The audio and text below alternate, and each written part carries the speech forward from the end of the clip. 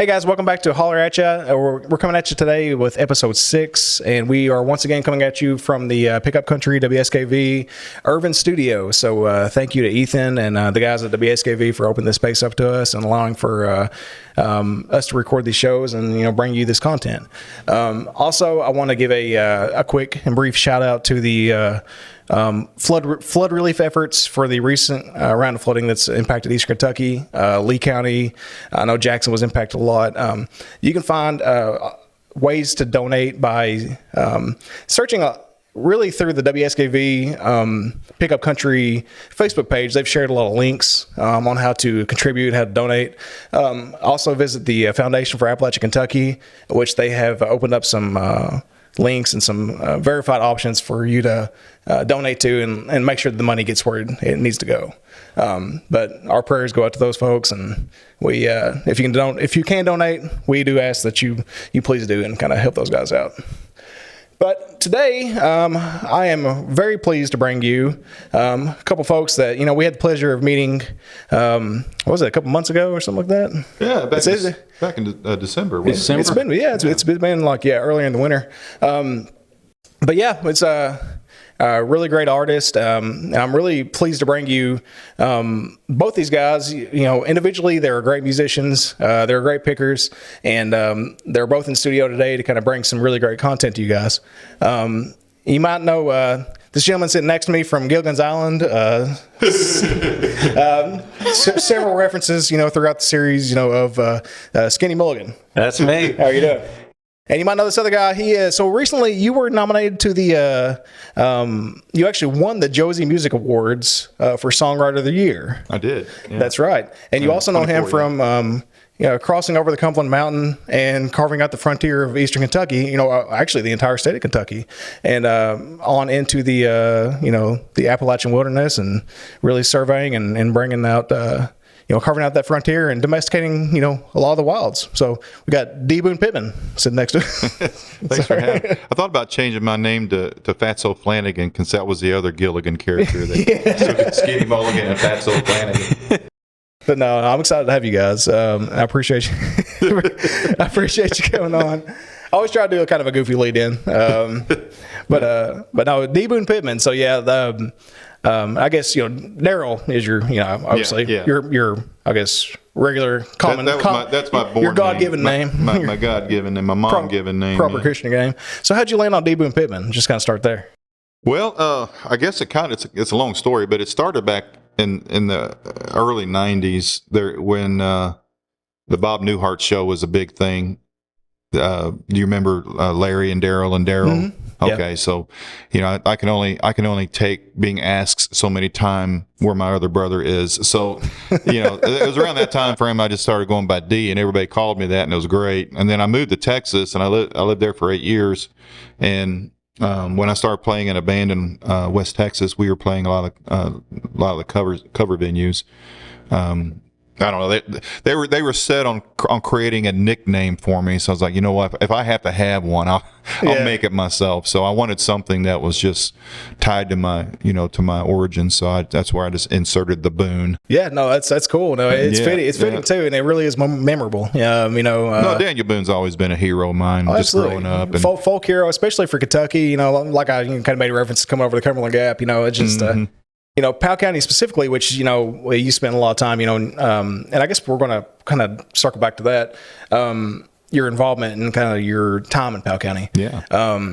But Powell County itself, which is where I'm from, was heavily influenced by Daniel Boone. Like as far as him coming up on Pilot Knob, looking over the valley and just kind of like in his writings and like you got Lubbock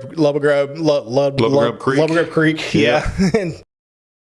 Yeah, but his influence is all over Powell County, so it is pretty cool. So then you're familiar with the picture that somebody took or they drew. It might have been a cartoon, I can't remember. But he killed a bear with a pocket knife or something. Yeah. And then he carved it in on that tree. D Boone.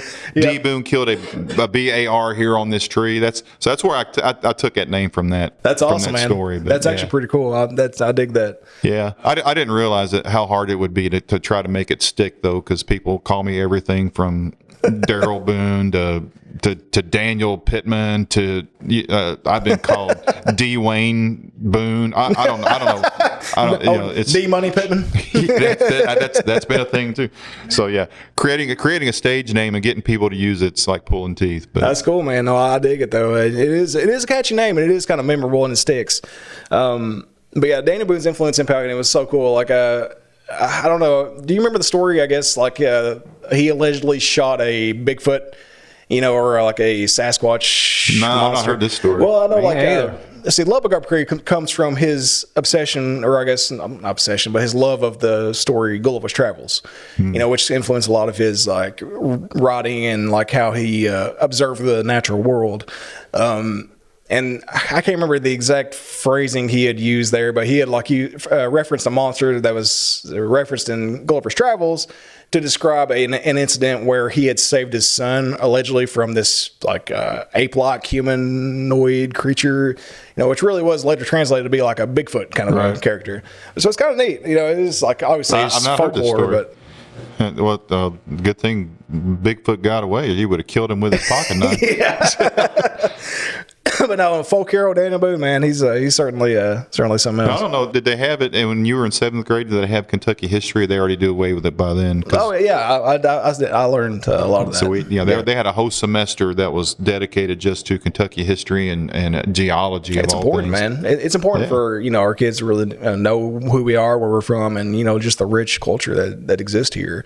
Not only in Eastern Kentucky but throughout the state, because Kentucky is a contributor to just the overall culture and the environment. We certainly have a presence. So. Absolutely, we always have. Oh yeah, for sure.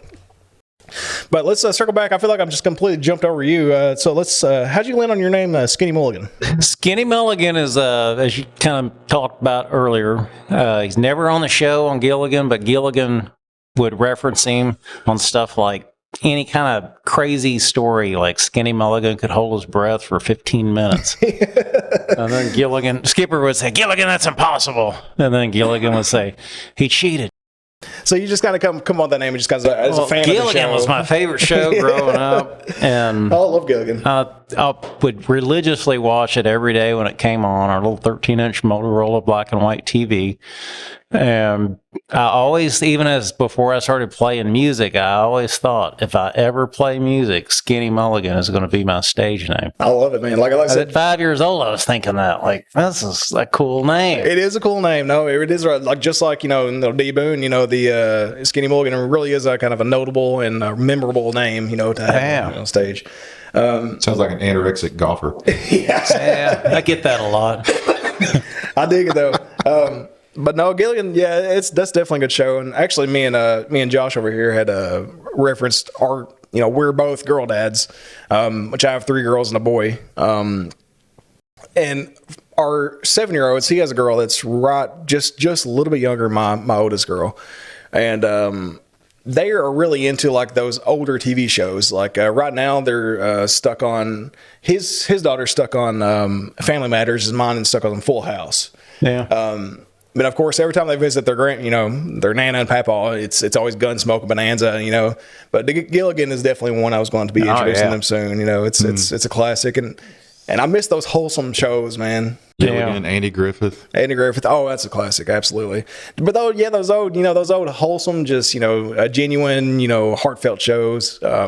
That's what's missing in today's culture and today's content. And the fact that like I said, his daughter's going towards Family Matters, mine's going towards Full House. They're seeking out at 6 and 7 years old these old, just like classical, positive family shows.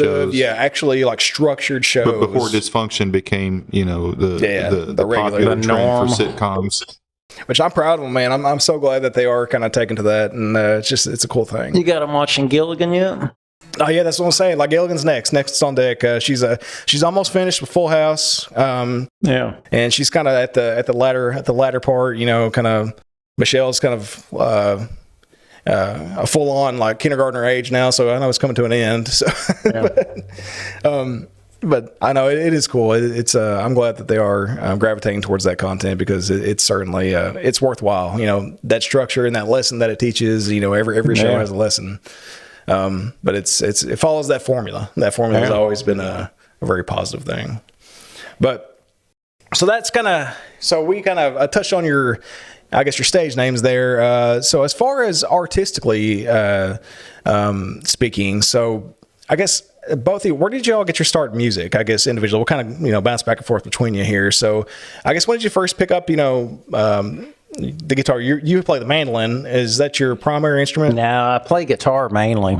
So well, I say mainly. I played mandolin about half, but I started on guitar, and that was when I was 11. So just string family. You dug into the string family. No, my brother played guitar, but it was pretty much just nothing in a band and just hardly ever around the house. He can play anything with strings. Really? Yeah, he's got a whole multitude of weird instruments at home that he pulls out. He's got a bouzouki. He's got how many guitars do you have? I lost count now. We probably shouldn't tell everybody 3 how many or guitars 4. you have. But That's awesome. He's an amazing guitar player. So guitars are kind of just your first love then. Yeah. I'd say so. And then in high school, I traded a guitar amp for my first mandolin, and didn't have lessons on it or anything. I just started picking it up, playing it, and then took off after that. Mandolin, man, I have a lot of respect for mandolin players. I mean, because I've tried to play it, pick it up and play it, and I can play a few songs. I can pick out a few things. Copperhead Road is like my only one I can play. Any kind of consistency, but it's a tough instrument. I mean, just those small frets, and just kind of like just the whole action dynamic. It's somebody that can burn up the mandolin. I have a lot of respect for. And you are very good at it. And I've heard you. I've heard you live at the in Paintsville, and y'all picking around before the show here. It's you are very very talented. Thank you, Daryl. So how long you been picking, man? Well, I guess 40 years. Doing quick math, I picked it up seriously when I was 14. My dad played, and he was trying to push the guitar off on me and my brother. Neither one of us was all that interested in it until I got to be in high school and realized that I didn't have a niche like all the jocks did. Yeah. I didn't have a car or anything like that, so I better figure out something. So, and I always loved music, and always, I'd be in my room pretending to be a guitar player, playing Ace Frehley solos or whatever. Yeah, there you go. So it was like the rhythm part of the right hand part of it came natural to me. Yeah. And which is a good thing, because my dad wasn't a great teacher, so there was none of this up down stroke, none of that nonsense. Yeah. And I still to this day I couldn't teach somebody that, but I just know what it feels like. Yeah, it's this is natural. the rhythm. You need to do this is what lends to the song. So yeah. But he taught me a few chords, and then later on in high school I set it down for a little while, and then when I left to go in the Air Force, I got another one. A cheap $15 Hondo. I didn't even know how to put strings on a silly thing, but I was determined to learn, and I was determined to learn on the worst guitar that you could possibly play on. So I was obsessed with it. So I think the first serious song I ever learned was Pride and Joy, and I'm playing it on this $15 acoustic guitar. I love it, man. But no, it's like some of the best musicians are carved out in just those cheap, Walmart, remember First Act? First Walmart had that First Act series. You could buy that, for under $100 for so long. And yeah, those are awful. my first guitar was a Johnson. It was like I bought it at Rick's Music Store there in Clay City. Same people that make boat motors. But that thing was, like I said, I think it was about $100 off the shelf, and I beat that thing to death. It was absolutely Frankenstein together by the end of it. I had it held together by a hair tie, to keep the keys from falling off. It was an absolute one of my favorite pieces of instruments I've ever owned. And I learned, that's what I learned on. And like I said, kind of taught myself, that rhythm and stuff, you kind of pick up naturally, and you kind of, develop that sense, and like the rest of it just kind of comes, after that. So I started playing about 13, 14 too. I started playing because girls liked guitar. That was my motivation. And you couldn't play football. And I couldn't play. Yeah, I wasn't into sports. That was my thing. Yeah. But we also had, like in my house, I grew up on on a mountain in Stanton, and growing up just as a kid in the 80s, every weekend we had there was a kid who lived right down the road. His name is Johnny Nolan, And he was one of the most amazing banjo players to this day that I've ever enjoyed listening to. Yeah. And he would come over, and the banjo was bigger than he was. He was still in diapers. He's playing Home Sweet Home on this thing. But he'd bring it over because him and Dad liked to play together. And Ricky was kind of part of that circle. He'd come over and play, and we had fiddle players, and they would just all come, and they'd hang out on our front porch. And it was like every weekend. That was my landscape. That's so cool, man.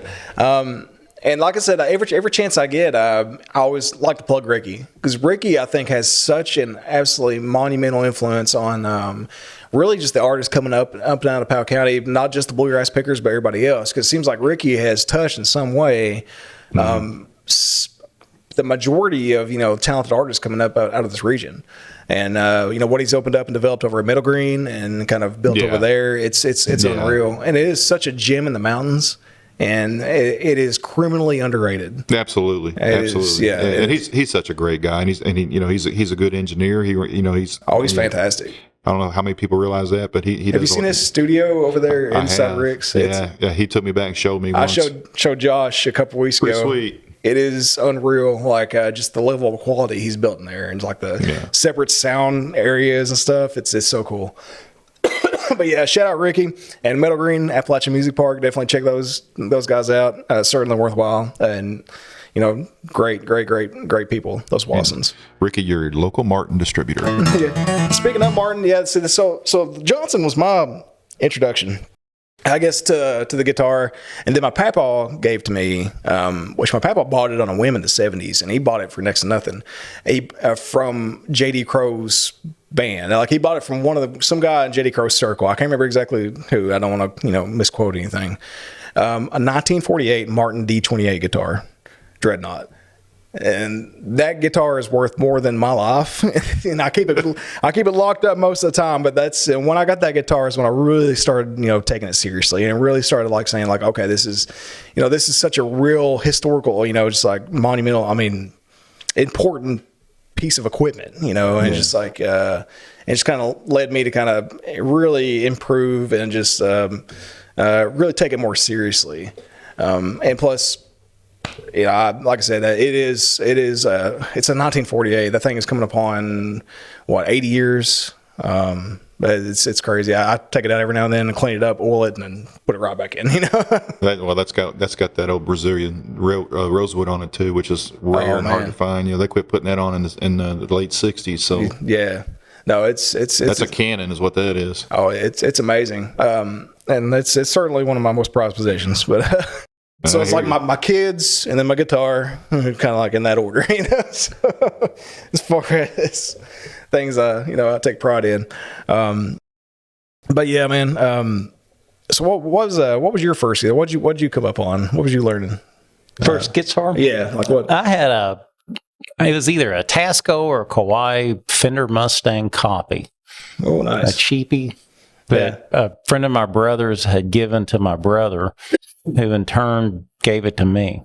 Hey, this character, man. I played that till I was about probably 9th grade, and then I sold a go-kart and bought my first Fender Mustang, which is a 66. Wow. And I still have both of those guitars.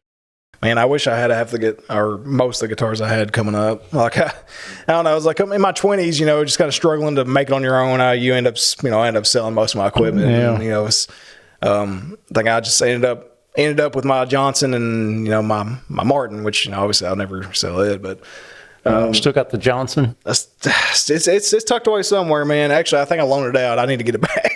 Yeah, that whole thing. It's like it was certainly instrumental in my development, creatively.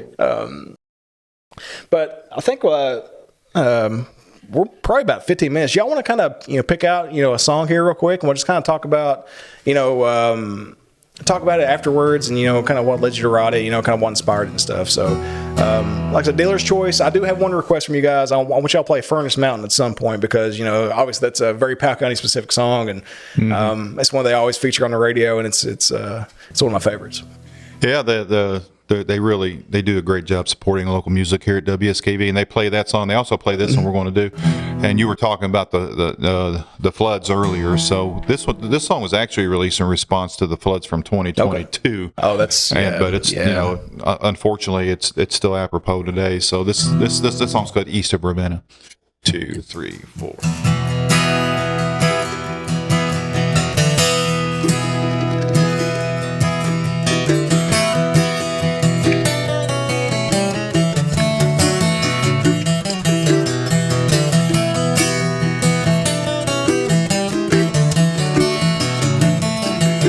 Well, rain will fall and waters rise. We've seen better days and bluer skies. The ashes come and watch us rise, but that's just what we'll do. Think their spirit's been destroyed. Come and hear that resurrection noise. This wasteland's heard the Father's voice saying, I'm doing something new. Times are hard east of Ravenna, and it's hard to know just where to begin. But we ain't lost, ain't close to finish, and the sun's gonna shine on Jackson again.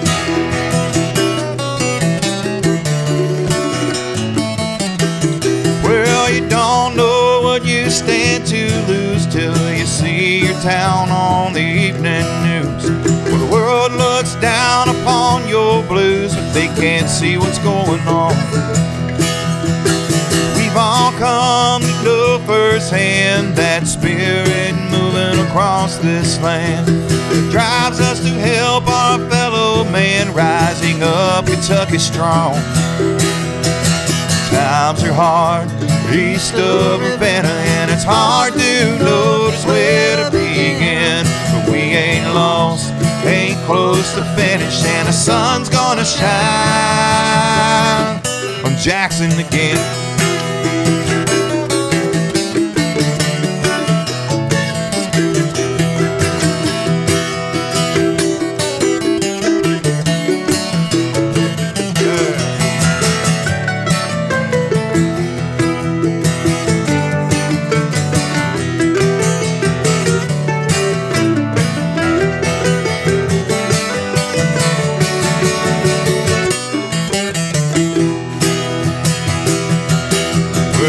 Times apart east of Ravenna, and it's hard to know just where to begin. But we ain't lost, ain't close to finish, and the sun's gonna shine on Hazard again. Times are hard east of Ravenna, and it's hard to know just where to begin. We ain't lost, ain't close to finish, and the sun's gonna shine on Whitesburg again. The sun's gonna shine on Pikeville again. The sun's gonna shine again.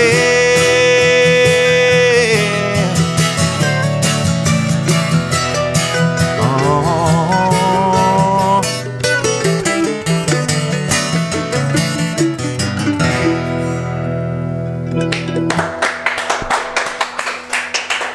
That was great, guys. Thank you.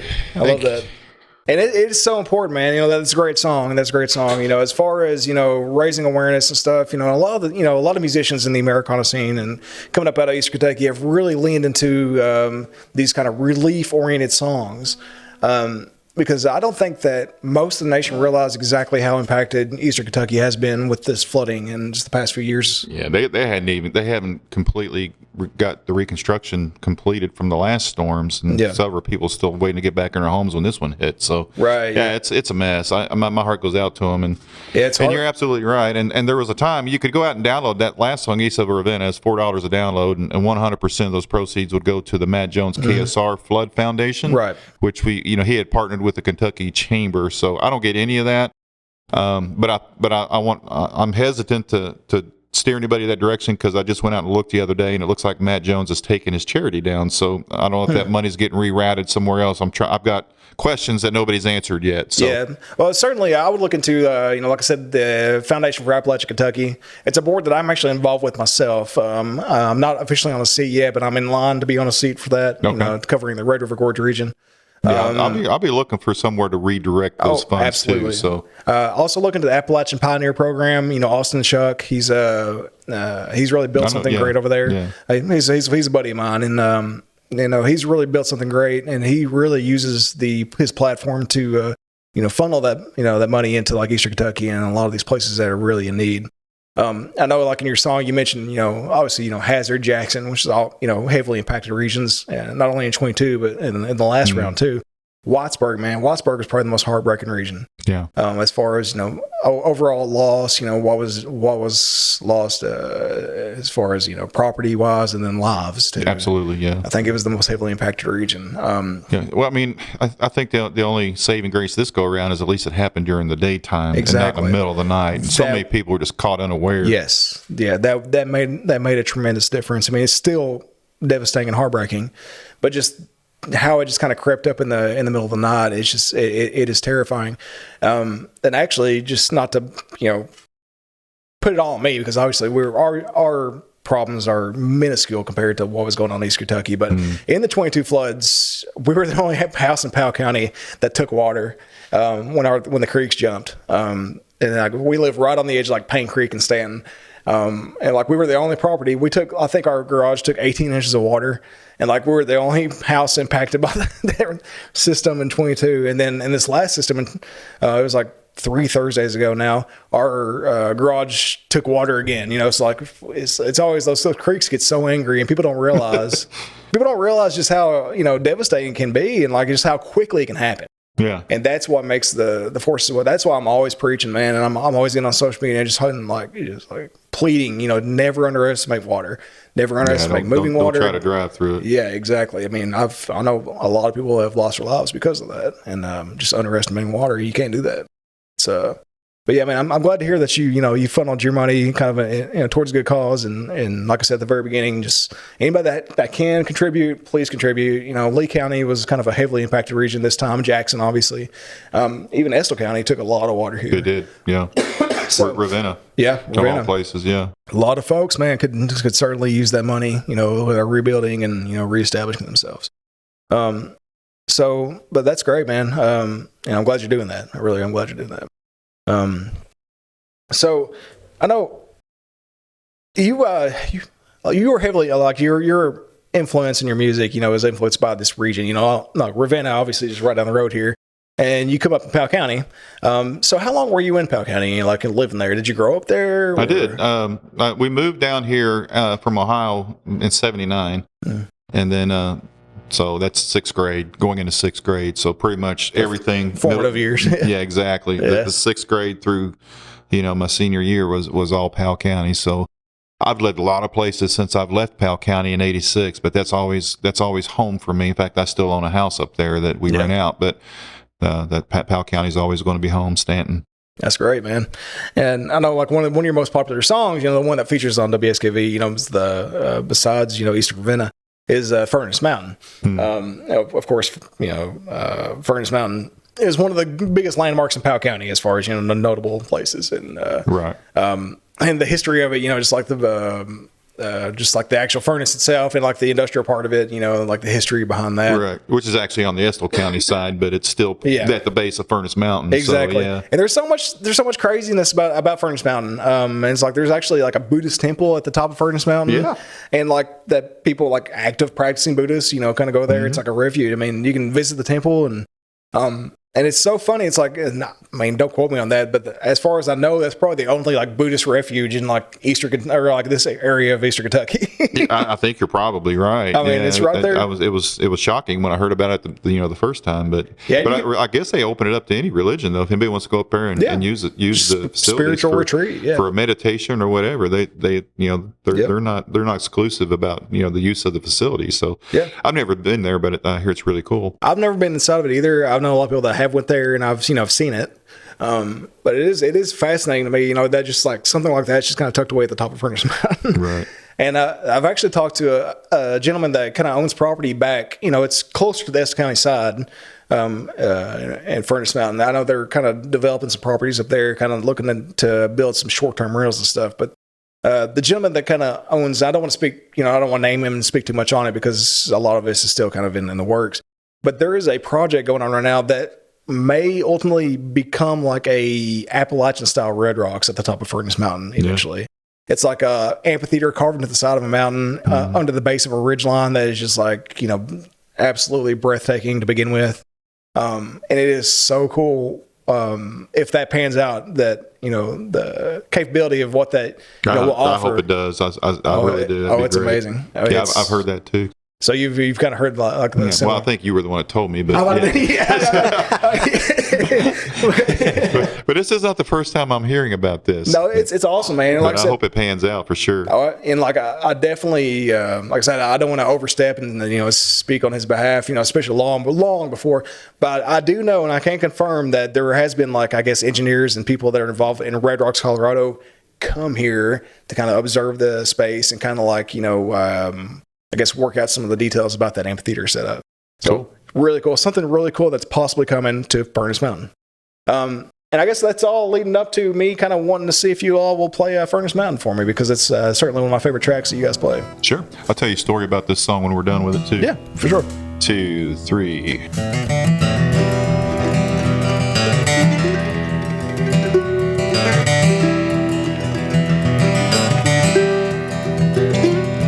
There's a monument of rock and stone, standing strode to make it known, of a one-time thriving iron community, where they stirred the coal and melted ore that made the rails after the war, brought the town of Pittsburgh opportunity. Well, Frankie found investors to buy into his dream. He designed a furnace like this land had never seen. They had twin stack smoke and hide us like a blazing fire fountain, gonna light that eastern sky on Furnace Mountain. Well, let's keep that coal burning, boys, and keep that money counting. We're gonna make our way today on Furnace Mountain. We're gonna make our way today on Furnace Mountain. Pittsburgh was rockin' then, they were saving, sending for their kin, floating iron down Red River every day. Let word is spread throughout the land, there's jobs here for the working man, and 1,000 men and families came to stay. Well, they had a hotel, general store, and they had postal workers. Friday they would fill the jail, and on Sunday fill the churches, and they had twin stack smoke hide us like a blazing fire fountain, gonna light that eastern sky on Furnace Mountain. Well, let's keep that coal burning, boys, keep that money counting. We're gonna make our way today on Furnace Mountain. We're gonna make our way today on Furnace Mountain.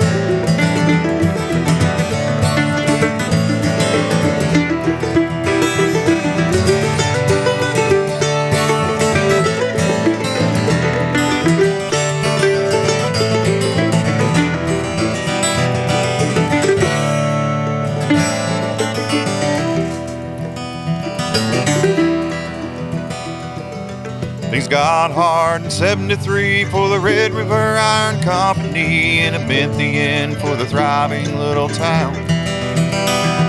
When Pittsburgh started making steam, what it brought an end to Frankie's dream. Then came the day they shut the furnace down.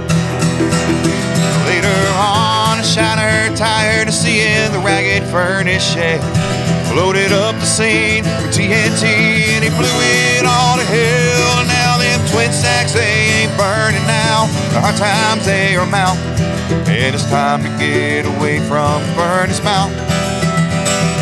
Well, no more money count. And there's nothing left for us on Furnace Mountain. Yeah, there's nothing left for us on Furnace Mountain.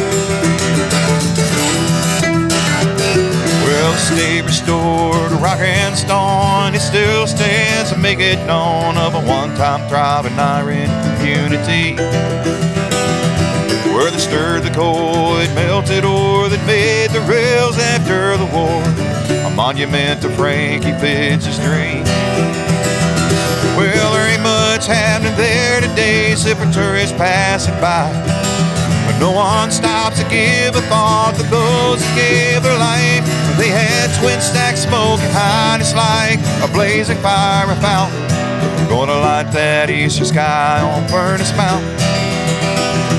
Well, just keep that coal burning, boys, and keep that money count. We're gonna make our way today on Furnace Mountain. We're gonna make our way today on Furnace Mountain.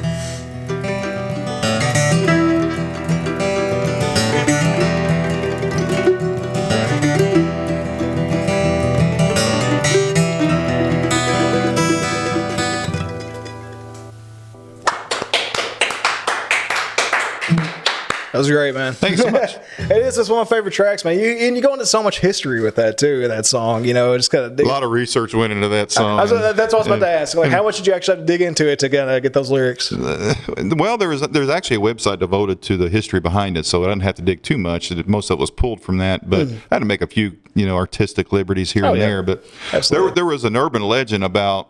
There's the part of the verse where there was a moonshiner that lived down the road, and the old furnace was in his view of the road, so he couldn't see when the law was coming towards him. So he got tired of looking at it, so he literally blew it up with dynamite. Yeah. And I was never able to fact check that or confirm it, but I went ahead and wrote it into my song.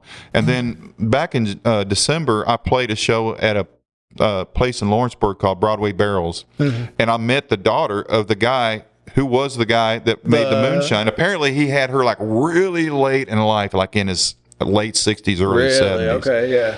And she's our age, and she's like, no, that really happened. Wow. I was like, yeah. So I got to meet her, and that's pretty cool. So small world. I know that was one of those old folk stories, but the fact that you're able to corroborate it in some way, it's pretty cool. It's pretty cool. Of course, the state rebuilt it all. Now it's a historic landmark, state park. But which is the case for a lot of places in Powell County and Eastern Kentucky. But it's like.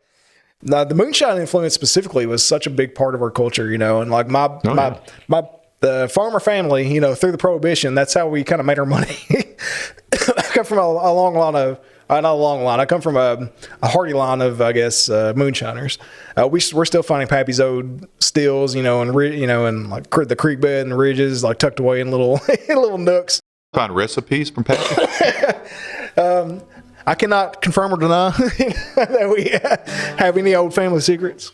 But no, but it's such a I guess a fun, part of our history, but it really is endearing. And then like, it just like what those, the people that live in the mountains, especially, like my great grandparents, that's just how they survive, man. There's nothing else here. Coal mine the coal miner's daughter, they said it right. I mean, it's either mine or shine or moving down the line. It was like Powell County didn't even have any mines. So it was like shine is all we had, It's like, I think they had tobacco, green peppers of all things. There's like green peppers, tobacco, and then like moonshine. that was our family yields, I guess. Yeah. But it's a cool thing, man. And it's such that's such a big part of, like I said, our history, and like it runs so deep.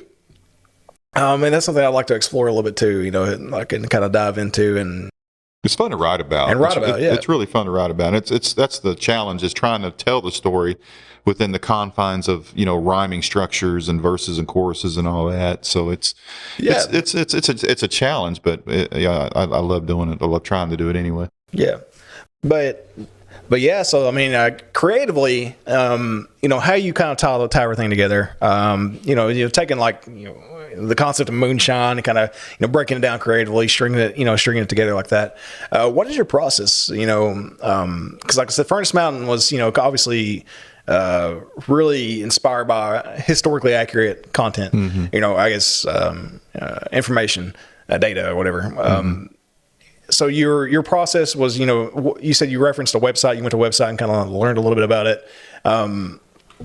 I guess what I'm trying to ask is kind of walk me through your creative process. As it just kind of depends really on what type of song it is that I'm writing. With a historical narrative like that one, the research is important. I try to capture the key points that I think are important to tell the story. But outside of that, the song kind of, I don't think it's fair to say it writes itself, but the story kind of unfolds as it's being written. Oh yeah. So even fictional songs that I write that tell a story, they kind of follow that same pattern. But right. As far as the songwriting process, it just varies from song to song. I mean, sometimes I'll start with the title, like with Furnace Mountain. I knew that was going to be the name of that song. I had no idea what it was going to be about. But that was where I grew up at, and I wanted to pay homage to the place that I grew up, and really I wrote that for my dad more than anything because I knew he would love it. So when I started digging into the history about what's significant about Furnace Mountain, well, obviously the Pittsburgh furnace is the first thing that's going to come to mind. Yeah. So yeah, it's cool, man. Like I said, those folk stories though are always, so much fun just to begin with, before you kind of, express like your creative, twist on and all like that. Right. Or like apply it in that way.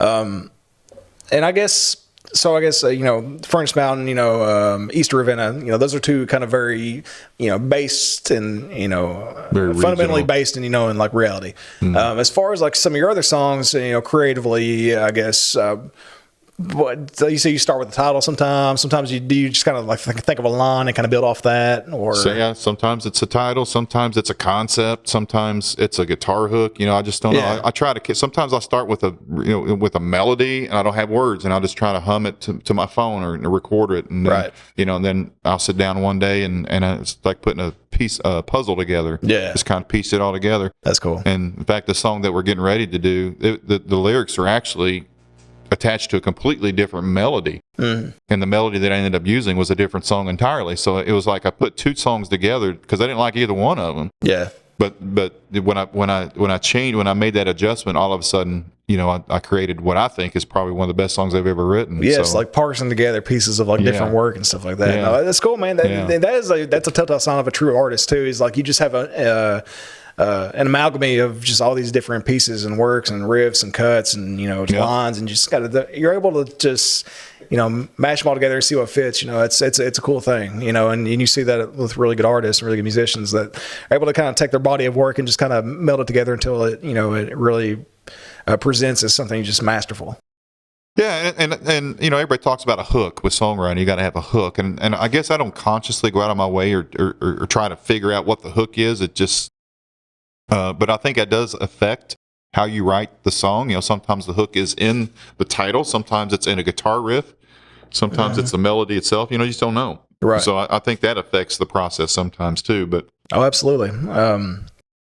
And as far as creatively speaking, let's actually circle back to I guess beyond like your solo career, like. You are surrounded by some folks that you deem the Fugitives, so that's your band.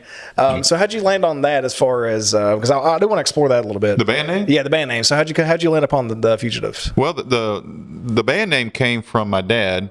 He played in a band in Dayton for late 60s all through the 70s for a long time, and they were pretty popular at the time. But there was Jackie Pittman and the Fugitives. Oh, that's cool. So when it came time to put a band name, there was the five of us at the time. We were all just kind of wrestling with some different things, and it wasn't even my idea. It was the lead guitar player. He said, "Well, why don't we use your dad's band name?" He says, "I think that makes the most sense." So it's a legacy name. That's cool. Yeah. I didn't know that. That's awesome. So we've kind of grabbed it and ran with it. And so who are? Because I know I think you explained whenever we talked to Paintsville. I guess like the Fugitives kind of takes different forms in different ways over time. I know Skinny, you've been since the beginning, right? So you've been with him? Since the beginning. This is his third year. 2 years. Okay. Yeah. So you're just kind of. I've also met Sarah, and forgive me, I don't remember her husband's Sarah name. Bond, Yeah, and Sarah Bond. Brandon Bond, her husband. Brandon, that's what I was trying to they're think good of. people. Yeah, she's been playing with us for about a year, but she's kind of like the Jerry Douglas of the band. Yeah. She's She's not officially in the band, but as long as she's available, she wants to play with us, and as long as she's available, we want her to play with us because she's that good. But well, she's great. And I talked to her a little bit, and I actually spoke to her about coming on too, because I'd love to kind of showcase some of her body of work and some of her talent. Because as far as fiddle playing goes, I mean, she is standalone, man. She is exemplary. Yeah. I've never seen anybody cover, both sides of the Charlie Daniels, Devil Down to Georgia so well, and just kind of come at Johnny's part and the Devil's part. Right. It's such an authentic and honest way, and it was just so cool to see live. She's fun to play with, so she definitely makes us a better band. Yeah. But and it frees me up because that's primary why I brought Daniel on board. I needed a soloist because it's hard for me to. I'm playing lead guitar now. I'd rather not do. I'd rather just let somebody else kind of fill in those gaps so I can focus more on the vocals. But it works. Y'all sound great, man. Like I said, thanks, I saw y'all's. We like playing with each other. I think that's the key. Is if I don't like who I'm playing with, I just assume not do it. Oh yeah, you can. Yeah, and you can always tell. Just like the chemistry of the group, and like I said, y'all really presented, very well, very cohesive, very, synchronized. I could tell y'all enjoy playing together. It really presented. Well, I've been playing with the drummer for going on 15 years. He was in our church band, and he just won. What was his name? Just to shout him out? Christopher Robbins. Okay. On drum, he just won the drummer of the year at the Appy Awards last year. So he's the best drummer in the Appalachian region, apparently. And, of course, his brother, Ben, plays bass. So there your rhythm section grew up together. So there's that chemistry. And, okay. And then we brought on these guys. And I got Stephanie Vanderzoun on keyboard. She's been with us since the get-go. That's great. So, yeah. So we got a good group. Christopher Robin. Isn't that the boy from Winnie the Pooh? Yeah. That's what I thought. Yeah. Just make sure. Yeah. That's the one and the same. He grew up and became a good country drummer. That's awesome. No, shout out all those guys. If you haven't had a chance to look up the Fugitives, and just like, there's however many you put together at any given time, the Fugitives are, fantastic. You are very cohesive, and you all sound awesome. And I can't wait to kind of see more of y'all too. Because I've only seen you live, just that one time, and actually just kind of plug this right now. Hop over also to our Midnight Ride Media, just the parent page, and see some of the content that we're uploading of that show that we've been referencing at the Alley on Main in Paintsville. We're uploading several different songs from that set and really showcasing that as well. So, I appreciate that. Yeah, if you're a venue owner or a festival director, we're booking shows for the summer. Shouts out John Grace. Yeah, shout out to John Grace. No, which is Tim Parks. Yeah, my musicians. Yeah, no, they're great people. Absolutely. Awesome people, and awesome facilitators of just music and culture and just art in this whole region, and just like what they've done is amazing. So yeah, seriously, shout out those guys because they have really contributed so much, and they have really built a platform just for all these artists, like you guys, and Jeff Farthing. Yeah, just to absolutely thrive. And it's so exciting to see, but. Yeah, let's go ahead. I think we're coming up on we're beyond 45 minutes, so I think let's go ahead and do a couple more songs if you'd like. And like I said, dealer's choice. Y'all play whatever you want, and we'll kind of talk about it a little bit. So this one here is off the album that's coming out in April 25th. I think it's going to be the release date for it. I really wrote this song for my wife. I started writing this song for my wife who loves just working out in the garden, and that's her thing. That's her hobby. That's her big passion, and she loves to kind of share that passion with the grandkids. We got 4 grandkids, and every time they're over, she's out there they're helping her in the garden, working in doing whatever. And as I'm writing this song, the memories of my own grandmother began to come, and those memories in the garden with her singing all the time in the garden. She used to love to go out there and work and sing gospel songs. So this song is called "The Gardener." This is for anybody that's ever strung beans on their front porch with their grandma. 2, 3, 4.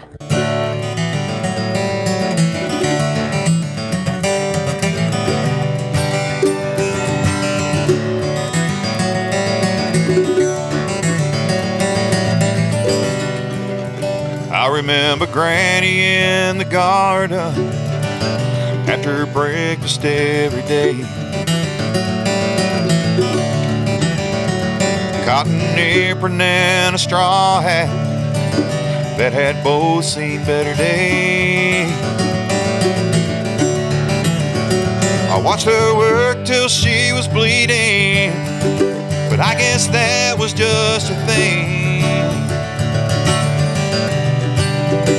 But if you listen very closely, you could hear the garter sing. Those sweet gospel tunes are flowing with every hoe and pig and ray.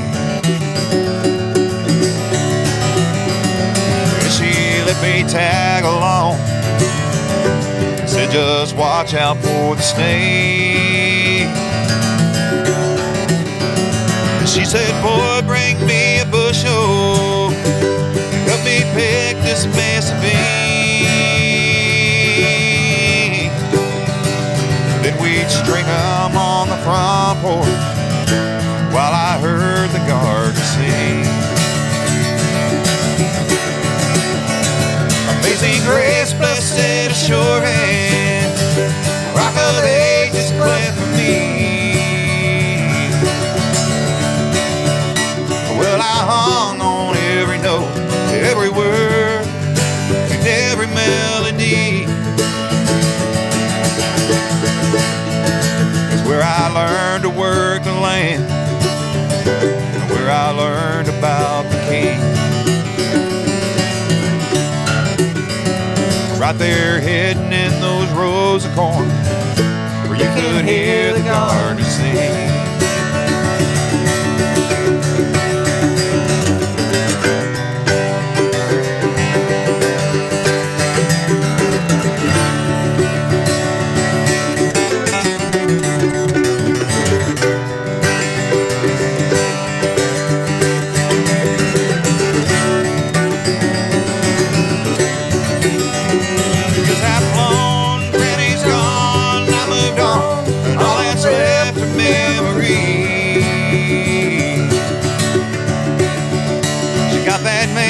On the hilltop, she left quite the legacy.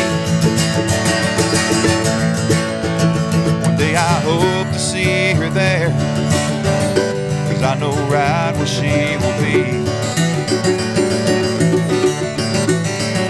lifting praises with the roses, where you can't hear the garden sing.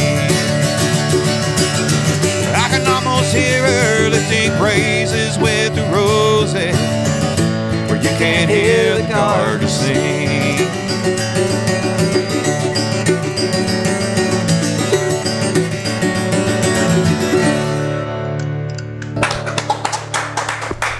Thanks. Oh, that's great. I do. I love that one too, man. Because I mean, it does harken so much of that memories that not only you hold, but so many of us here in Eastern Kentucky. Because I remember the same thing. Breaking beans and going down the field. Picking the row with my papa, and then breaking them with my granny. Shucking the corn. The same thing. It's just like those old family gardens, and it brings back so many fond, warm memories, and it's a great song. I think it's relatable to most people, especially in this area. But I mean, yeah. It's hard to beat the memory of being on the front porch with your grandparents and stringing beans. Absolutely, man. We talked about a lot of stuff during that time. Yep, yeah, it is. It's like that is such a good. It's such a good venue, just I guess to absorb so much knowledge and so much wisdom. I mean, that's where we learned about our family history. That was kind of like our table. So some traditions have a table where all that stuff kind of gets shared, but with us, it was always the front porch. Yep. Absolutely, man. And just that line, just the Rock of Ages cleft for me. Just that was the hymn that was just so often repeated. In that house, and it's very good. Cool. I'm glad it stirred that up in you. Yeah, it's cool, man. That was by design. So yeah, no, that's such a memorable hymn. So specifically, so it's cool. It's a beautiful hymn. But yeah, Softly and Tenderly, that was another one too. I know that's always been a big one. Just As I Am, those are always those classic hymns. But we are kind of coming up on time. I don't want to rush through, the songs, but let's go ahead and let's do your last one if you want to, and then we'll just kind of talk about that and give your plugs. Yeah. So this is a song I wrote for my wife, Trish, and this is kind of a story that just kind of covers the courtship when we first started dating, which is a very precious and sacred time for me when I think about our relationship. And her name's not Patty, but that's the name of the song. So you ready? 2, Ready. 3, 4.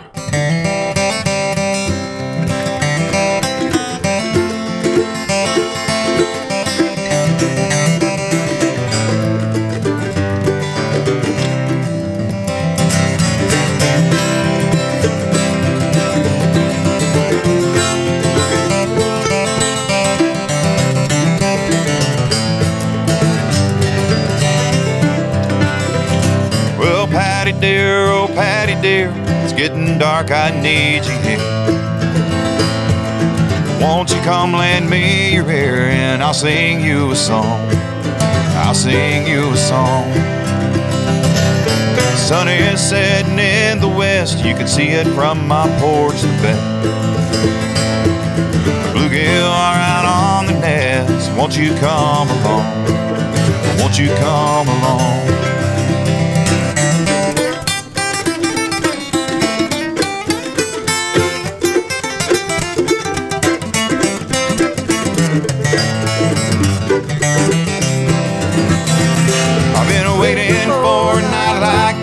Ask you for your time, maybe walk down by the lake and share a jug of wine. I ain't asking for forever, maybe just a wet line. Now let's see where it takes us from here.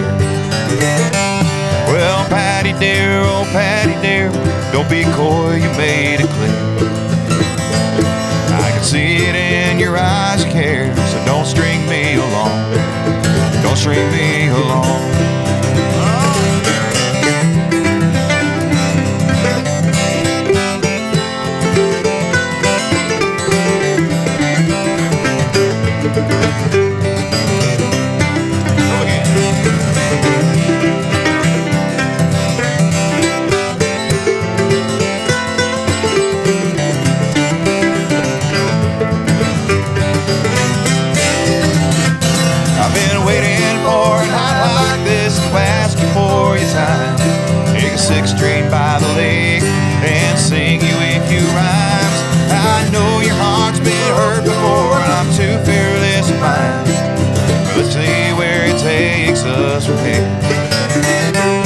Well, Patty dear, oh Patty dear, it's getting dark, I need you here.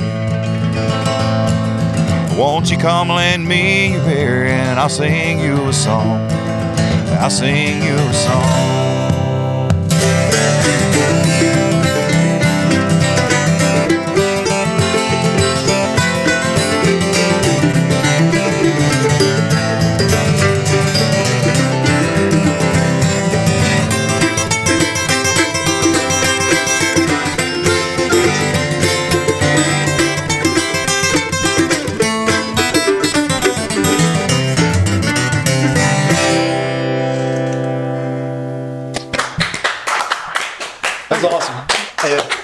That was fantastic, man. Y'all sound great, and like I am so jealous of the way you can burn that. Like I said, playing, that kind of like lead on a mandolin is so hard. It's like it's such a difficult thing, but you do it so well. Thank you. I don't know, it sounds great. Y'all so synced up, y'all, and like I said, playing that kind of lead on just kind of an unplugged acoustic guitar too is also difficult. So, y'all sound amazing. Well, thanks for having us. It's been fun. I'm really excited that y'all came out, and I'm really thankful y'all come out because I know y'all had to drive to get down here. This is home. Oh yeah, absolutely. But yeah, I do appreciate y'all. I think it's been a fantastic episode, and I'm so excited to share it. So I guess let's go ahead and give your plug. So I guess first of all, where can people find you, find your music, and then tell us kind of where you're going to be next, and kind of where you're going to pop up at, so people can come see you. Well, anywhere that you stream or listen to music, you can find my music. It's under D Boone Pittman. It's D, no period. DBoonePittman.com. There's links to all my social media from there, but D Boone Pittman and Fugitives on Facebook, Instagram. So our next show, I got to do a songwriters around Lawrenceburg tomorrow. Great. And then I'm playing DJ's Steakhouse on Saturday night. So really? Okay. Cool. If anybody's in the area, I don't know when this goes out, but I'll not pop in. Yeah, come on out. Other than that, the Bands in Town has all my future dates, and there's also a link to that on my website as well. So dboonepitman.com should take you anywhere you need to go. There's also some live video footage on there too. So That's awesome, man. Yeah, definitely check these guys out. Check them out live. The Fugitives, they sound so good together. And like, I'd love to have you all back on again. Bring Sarah and bring the rest of the crew. Bring some more Fugitives in here. We'll have a full like a multi-piece session in here. It'd be awesome. Yeah. Tell them nobody calls the law on us. All these Fugitives in the room. No, it's cool. I appreciate y'all tuning in. Like I said, thank you so much again for coming out, because I know you had to drive out your way to get here, and it really means a lot that you come down here. Well, thanks for supporting local music, man. It means a lot. Absolutely. Really appreciate that. Shout out to WSKV for playing our stuff. Oh yes, absolutely. I do that every chance I get. Ethan Moore and the WSKV crew. Just them opening up these facilities to us is such an amazing thing, and it's done so much. Not only for us and our podcast and our production, but just like I said, for you guys. For the artists, and it's so important. Support local music, support local media. Right. It's we're really putting ourselves out there. So, but thank you all for tuning in. I appreciate y'all. And like I said, harkening back to the beginning again, flood relief throughout Appalachia. Certainly you give, when, and however you can. Like I said, there's multiple ways to give. Definitely look into the Appalachian Pioneer Program, look into Foundation for Appalachia, Kentucky, or just go to WSKV, and they're going to share a lot of links there to kind of direct you to the right place. But thank you all once again, and see you next time.